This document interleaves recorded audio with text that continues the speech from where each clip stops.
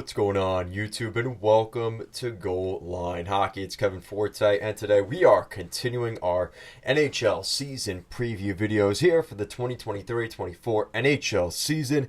And today we are heading out west into the Western Conference, specifically into Western Canada, to take a look at the Edmonton Oilers. Now, the Edmonton Oilers had a pretty interesting summer in the sense that they didn't make any moves, really, for that matter. But I think that was kind of to be expected of Ken Holland and the Oilers. Really, the big move for the Oilers this summer was to run it back. They know what this team is capable of. You saw what they did last year. They just haven't been able to find the playoff success. They've been a good regular season team for the past couple years.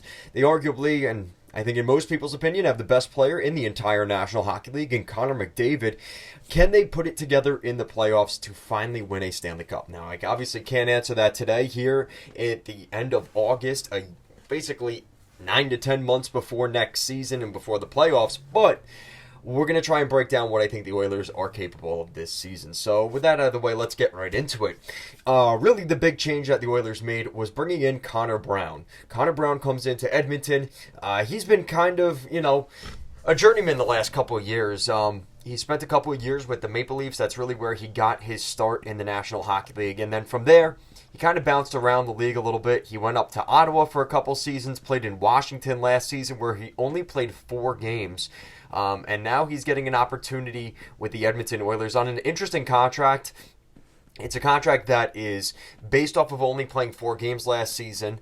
The contract structure is very close to league minimum. It's $7.75 for this 1 year, but because of the signing bonuses, he has the potential to make as much as potentially $3 to $4 million this season. So he's going to have to hit those bonuses, those performance bonuses, but there is potential here for Connor Brown to make a significant amount of money this season.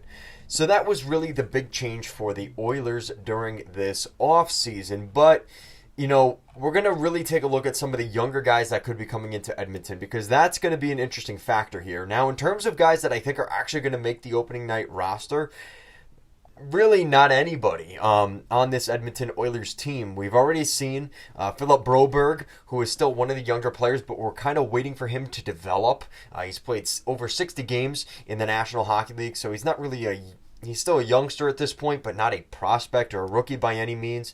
In terms of actual maybe prospects we could see making the Oilers lineup, I would keep an eye out for guys like Xavier Bourgeois. He was a first-round pick back in 2021. He is one that I would keep an eye on. He did play last season with the Bakersfield Condors, playing 60 games, picking up 34 points. So he's a pretty good player and a guy that, in terms of a younger player, I would definitely keep an eye on in Edmonton. But there is no guarantee that he makes this roster out of training camp. I think he'll be a guy that gets called up during the season. Now, that leads me into my potential breakout player for the Edmonton Oilers. We know how good Draisaitl, McDavid, Ryan Nugent-Hopkins are, but who's going to step up as well? Because that's been the kind of criticism for the Oilers, is their scoring depth has been lacking for the last couple of years, and is a huge reason they have not been able to win a cup with this group. And I think that a guy like Dylan Holloway is going to be able to step up this season and make a significant impact on the Oilers roster. The 21-year-old from Calgary, Alberta, is a really good player for the Oilers. He had 51 games last season with the Oilers. He only picked up 6 points, but I think he's going to get more of an opportunity this season with some interesting guys moving around throughout the lineup. The former Wisconsin Badger, I think, is due for a good season. This is he's going into his 3rd professional season in North America. So this is a guy I expect to make a little bit more of a jump this season. He played his first full season of pro last year between Edmonton and Bakersfield. I expect that to continue this year. So that's my guy. It's a little bit of an underrated dark horse guy, but considering he's only 21 years old and he's coming on, the final year of his entry-level contract, he's going to want to prove to the Oilers staff that he's worthy of keeping around next season, or at the very least capable of holding down an NHL job in his future endeavors. So this is a big year for Dylan Holloway. That's going to be my guy in terms of players to watch. My prediction for the Oilers this year, again, this is one of those teams that, I don't think there's going to be much controversy here. You know, the reality is this is a really good team, and I don't think many people will debate you on that. During the regular season, they are going to put up between 45 to 50 wins this season, anywhere between 100 to 110 points. I think that is very capable for them. They're very capable of winning this division, depending on what happens, I think, obviously, with the Vegas Golden Knights.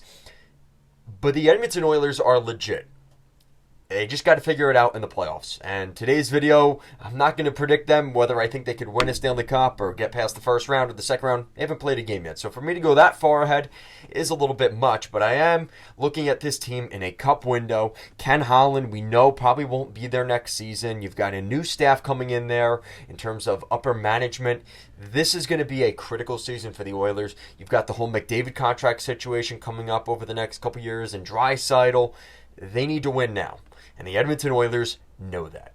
It's a critical season for them. The window can still be opened at past this season, but at this point right now, looks uncertain. The only certainty is this season right now. And the Oilers got to find a way to get a deep playoff run in 2024. I do have questions about that goaltending, though, as well. That definitely gives me a level of concern with Jack Campbell and Stuart Skinner. And that was a problem last season. That could be a problem this year. Hopefully they're able to make that work. But it's still an issue here, nonetheless. You do have guys like Ryan Fanti and Oliver Rodriguez, but again, very unknown commodities for a team that is trying to win a Stanley Cup. There's always that level of concern. We've seen it before. We've seen Matt Murray come in and win a Stanley Cup in Pittsburgh in his rookie season, and we've seen those weird scenarios before, so it's not necessarily unheard of. But we're asking for a lot there. So we'll see what happens. Like I said, I want to know what you guys think down below. What do you guys think of the Edmonton Oilers? Do you guys think this is a team that is capable of a strong playoff run? I think they definitely are. But again, that goaltending thing is really holding back my expectations. And I think Ekholm, I talked about that before they even traded for him. What a great addition he would be there. I think he's been the fit that they needed there. But there's still a lot of questions around this team. Despite that, they still have to sign Evan Bouchard. So I want to hear what you guys think. Guys, as always, thank you so much for watching. And I'll see you again next time.